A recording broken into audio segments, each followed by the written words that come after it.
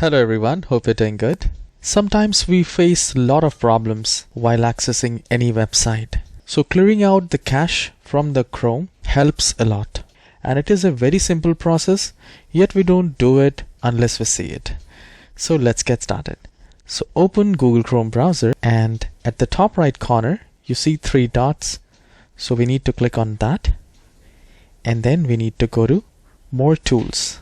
Now here we have many options and we need to go to Clear Browsing Data. And once we are here, we will get a window like this, which will have Basic and Advanced. Now I would recommend to go to Basic, and from here you can select the date like all time, last 24 hours, last 7 days. Once you're satisfied with the time range, if you do not want to delete your browser history, that's fine, you can uncheck that. So removing cookies and cache will definitely help. So once you select that, just click on Clear Data. I have just removed 327 megabytes of cache in Google Chrome browser.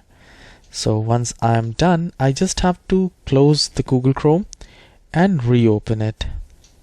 And then you can try.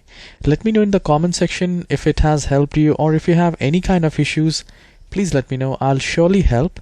And please hit the like and subscribe. I'll see you in the next video. Have a wonderful day.